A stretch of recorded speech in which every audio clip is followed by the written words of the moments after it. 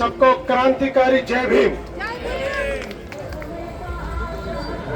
राष्ट्रवादी Congress party, Ajit Pawar गठ और शिवसेना उबाटा गठ, इनकी तारीफ करने के लिए मेरे पास कोई अल्फाज नहीं है। ये बीजेपी की बी टीम है। चाहे आप राष्ट्रवादी के साथ जाओ, चाहे आप शिवसेना उबाटा के साथ जाओ, ये सब बीजेपी की बी टीम है। चुन के आने के बाद ये बीजेपी में ही जाने वाले हैं। इनके राष्ट्रवादी कांग्रेस के उम्मीदवार और शिवसेना उबाटा गठ के उम्मीदवारों से मैं सवाल पूछना चाहता हूं, अगर तुमको ये वार्ड के लोगों की फिक्र रहती, अगर तुम इनके बारे में सोचते, तो तुम उबाटा गठ और अजित पवार गठ से इलेक्शन नहीं लड़ते। अगर तुम आजाद भी उम्मीदवार बन के इलेक्शन लड़ते या वंचित बहुजन आघाड़ी से इलेक्शन लड़ते, तो हम आपको चुनकर महानगर पालिका में भेजते। ये राष्ट्रवादी के उम्मीदवार रहो या शिवसेना के उम्मीदवार रहो, इनका काम धंधा और इनका प्रोफेशन इलेक्शन लड़ना है। ये साल में 5 साल में एक बार आपके बीच में आते हैं, आपको वोट मांगते हैं। आपके 4 वोट की कीमत इन्होंने 2000 रुपए लगाई है। आपके 4 वोट की कीमत 2000 रुपए लगाई है। अगर हम हिसाब करें तो 5 साल में 1 साल के 400 रुपए और एक दिन के 1 रुपया 95 पैसे आपको दे रहे हैं 4 वोट डालने के। और इसके बाद 5 लाख खर्चा करके ये 25 लाख रुपए कमाते हैं। मैं पूछना चाहता हूँ, यहाँ के कारपोरेटर जो पिछले बार जो काउंसलर थे, उनसे पूछना चाहता हूँ, आप उनको देखो, उनका काम धंधा क्या है? उनके पास कोई काम धंधा नहीं है। दिन भर व्हाइट कपड़े पहन के पूरे वार्ड में घूम रहे। और हम लोग मेहनत करने वाले, मजदूरी करने वाले, रात दिन मेहनत कर भी हम लोग अच्छे कपड़े पहनकर घूम नहीं सकते। हम काम में व्यस्त रहते। ये लोगों के पास कोई काम नहीं है। इनका काम सिर्फ ये है, 5 साल में एक बार आना, इलेक्शन लड़ना, जीत जाना और उसके बाद अगले 5 साल में इलेक्शन जब रहा तब आना। मैं कोई भाषण देने खड़ा नहीं रहा।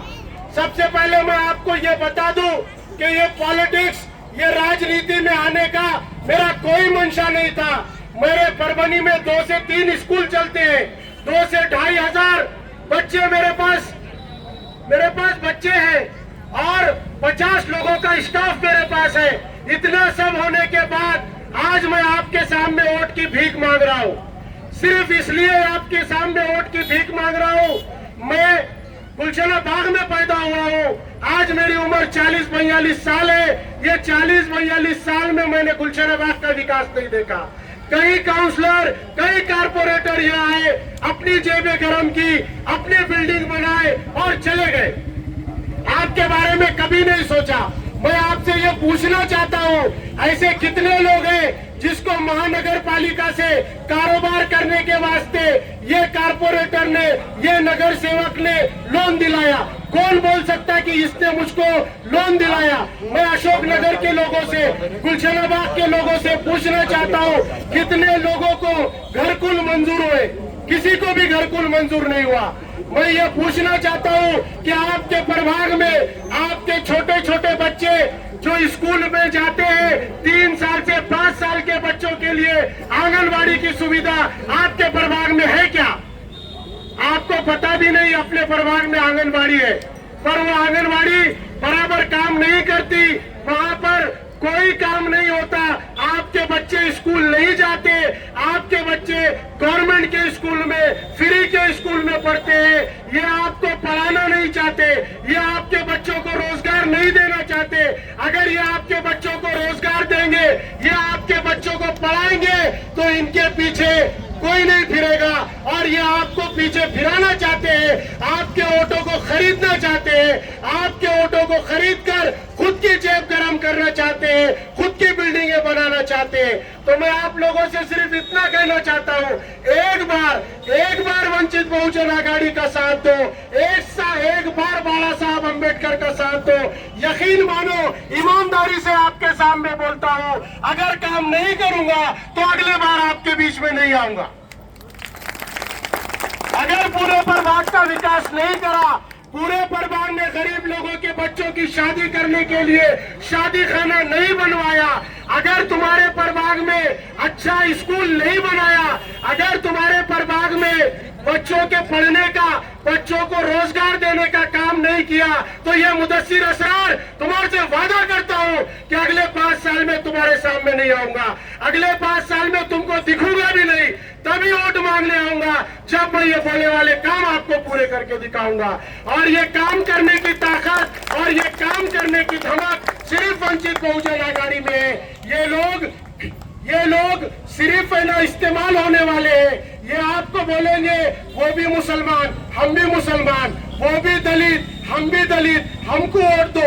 यकीनन वो भी मुसलमान है, हम भी मुसलमान है, वो भी दलित है, हम भी दलित है। मगर ये बात जान लो, वो कांग्रेस के, शिवसेना के दलाल है, और हमारे मुसलमान और हमारे दलित भाई जो मेरे साथ इलेक्शन लड़ रहे हैं, वो वंचित बहुजन आघाड़ी के कार्यकर्ता है, वो बाला साहब के कार्यकर्ता है। वो आपका काम करेंगे, वो आपके लिए कभी भी उठ के आएंगे, वो आपकी फिक्र करेंगे।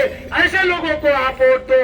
ये बहुत आएंगे, आपके पास आना चालू हो गया, आपको 2000, 3000, 5000 का लालच देंगे, इनसे पैसे ले लो और वंचित बहुजन आघाड़ी को वोट करो, क्योंकि ये पैसे आपके हैं, इन्होंने कमाए हैं, ये पैसे तुमसे छीने गए हैं, ये पैसे तुम्हारा हक है।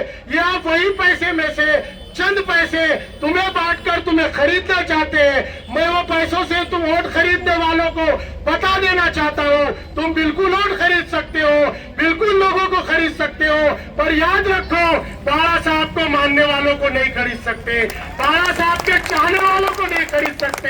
क्या जरूरत है बाला साहब को, क्या जरूरत है बाला साहब को राहुल नगर में आके सभा लेने की? क्या जरूरत है सुजात अम्बेडकर को यहाँ पे आके पैदल रास्तों पे चलने की? अरे वो अगर बोलते, अगर चाहते तो कांग्रेस उन्हें उपराष्ट्रपति बना देती, उन्हें खासदार बना देती, और वो आराम की जिंदगी गुजारते, एसी में बैठे रहते, तुम्हारे प्रभाग में आए, तुम्हारे प्रभाग में घूमने का मकसद सिर्फ ये है, वो चाहते हैं कि समाज का विकास हो, दलितों का विकास हो, मुसलमानों का विकास हो। मुसलमानों की बात करने वाले का नाम बाला साहब अंबेडकर है। अरे ये दलाल है, शिवसेना वाले दलाल है, राष्ट्रवादी वाले दलाल है, ये खुद के लिए जीते हैं, इनका काम इलेक्शन लड़ना है। इलेक्शन लड़के भाग जाने वालों का नाम कांग्रेस है, राष्ट्रवादी है, शिवसेना है, और इलेक्शन जीतने के बगैर भी मैदान में रहने वालों का नाम वंचित बहुजन आघाड़ी के कार्यकर्ता है। मैं आपको विश्वास दिलाता हूँ, बाला साहब ने मेरे ऊपर विश्वास किया। अरे वो बाला साहब ही थे जो ने मुझको बोला कि मुदस्सिर को महापौर बनाना है तो वंचित बहुजन आघाड़ी को वोट डालो। यकीन मानो, मेरे पिताजी ने बोले तू मुदस्सिर महापौर बन या मत बन, बाला साहब के मुंह से तेरा नाम निकल गया, ये काफी है। यकीन जानो, और पूरे प्रभाग के मुसलमानों से मैं गुजारिश करता हूँ, एक बार मौका दो, दलित हमारे साथ है, तुम हमारे साथ हो जाओ, एक बार मौका दो। अगर काम नहीं करा, तुम्हारी बात नहीं माना, प्रभाग का विकास नहीं किया, मेरा घर गुलशनबाग में है, कभी भी आ जाना, आधी रात को खटका देना, मुदस्सिर तुम्हारे वास्ते खड़ा मिलेगा, तुम्हारे बच्चों को तालीम दिलाऊंगा, तुम्हारे बच्चों के लिए रोजगार दिलाऊंगा, तुम्हारे लिए अच्छे घर की सुविधा करूंगा, ये मेरी जिम्मेदारी है।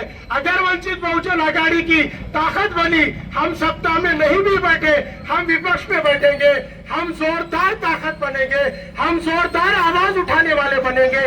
और ये वक्त आवाज उठाने वालों का है, ये वक्त बात करने वालों का है। मैं एक बात और कहना चाहता हूँ, सोमनाथ सूर्यवंशी का वाकया हुआ, आप सब जानते हैं। सोमनाथ सूर्यवंशी को परभनी की पुलिस ने शहीद कर दिया। सोमनाथ सूर्यवंशी के आई को 1 करोड़ रुपए की रिश्वत देने की कोशिश की गई। 1 करोड़ रुपए सोमनाथ सूर्यवंशी के आई ने ठुकरा दिए, लात मार दिए। तो मेरे को एक बात बताओ, बाला साहब के नाम पे 4-5 हजार रुपए को आप लात नहीं मार सकते। ये 4-5 हजार रुपए अगर आप लात मारेंगे तो बाला साहब अम्बेडकर परभनी महानगर पालिका में आएंगे। आप मुदस्सिर को देख के वोट मत दो, गौतम भराड़े को देख के वोट मत दो, किसी को देख के वोट मत दो, बाला साहब को देख के वोट दो। अगर आप बाला साहब को वोट देंगे, ये वो इंसान है जो तुम्हारी आवाज उठाएगा, तुम्हारे लिए बात करेगा। तो यकीन मानो, एक मौका वंचित आघाड़ी को दो, एक संधि वंचित आघाड़ी को दो, एक इलेक्शन ऐसा निकालो कि आप बिको मत। एक इलेक्शन अगर हम बिके नहीं, इनकी बात माने नहीं, तो ये सिस्टम बदल जाएगा, ये वार्ड का नक्शा बदल जाएगा, तुम्हारे बच्चों को रोजगार मिलेगा, तुम्हारे बच्चों को तालीम मिलेगी, तुम्हारे बच्चे आगे बढ़ेंगे। ये सब करने के लिए हमें वंचित बहुजन आघाड़ी को वोट करना पड़ेगा, दलितों को भी वोट करना पड़ेगा, मुसलमानों को भी वोट करना पड़ेगा। इनके बहकावे में मत आओ। हमने असेंबली में भी इनको वोट दिया, हमने खासदार के टाइम पे भी वोट दिया। हमने देखा ये जो आज मशाल बन के घूम रही है, ये आइसक्रीम का कोन बन गई थी, ठंडी हो गई थी, इसमें कोई आग नहीं थी। दलित और मुसलमानों ने इसमें आग डाली, इसे मशाल बनाया, और ये लोग हमारे खिलाफ है। ये वही आमदार है, ये वही खासदार है जो दलितों को दलितों से लड़ाता है, मुसलमानों को मुसलमानों से लड़ाता है। वे एक मुसलमान के साथ रह के दूसरे मुसलमान की बुराई करता है। अरे हम उसे बता देना चाहते हैं कि हम न तेरे साथ है, न तेरे भेजे हुए एजेंटों के साथ है। ये प्रभाग की पूरी जनता, मुसलमान रहो, दलित रहो, ओबीसी रहो, ये सब बाला साहब अम्बेडकर के साथ है। हम परभनी में इतिहास बनाएंगे, परभनी में इतिहास बनाएंगे। पहली सीट जो निकलेगी वो प्रभाग नंबर 6 से निकलेगी। ये वादा करो कि इस बार प्रभाग क्रमांक 6 से हम तीनों उम्मीदवार वंचित बहुजन आघाड़ी के चुन के भेजेंगे। तो एक वादा कर लो, आने वाले 15 तारीख को सिर्फ आपको सिलेंडर का बटन दबाना है। जहां भी सिलेंडर दिखे बटन दबाना है, खट खट खट 3 सिलेंडर आपको मारना है। और आप एक वोट जिसे चाहे मार सकते हैं। वंचित बहुजन आघाड़ी के 3 उम्मीदवार मैदान में है। एक बार हम पे भरोसा करो, एक संधि वंचित बहुजन आघाड़ी को दो। अगर ये प्रभाग का नक्शा नहीं बदला तो मुदस्सिर असरार मेरा नाम नहीं। आप मुझे जो चाहे सजा दे सकते हो। अगर मैं याद दिला दूं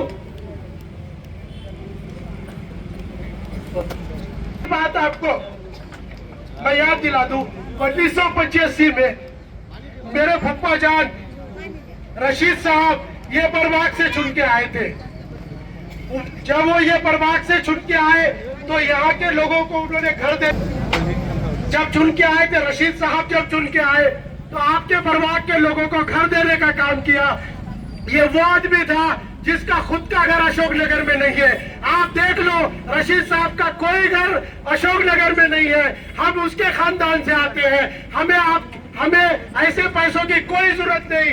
मैं अपने लेवल पर बहुत सक्षम हूँ। मैं आपकी खिदमत करना चाहता हूँ। एक बार मौका दो। अगर प्रभाग का नक्शा नहीं बदला तो मेरा नाम मुदस्सिर असरार नहीं। देख लो एक बार, दलित मुस्लिम मेरा साथ दो और आने वाले 15 तारीख को गैस सिलेंडर पर वोट करो। मैं इतनी बात कहकर अपनी बात खत्म करता हूं। धन्यवाद असरार भाई।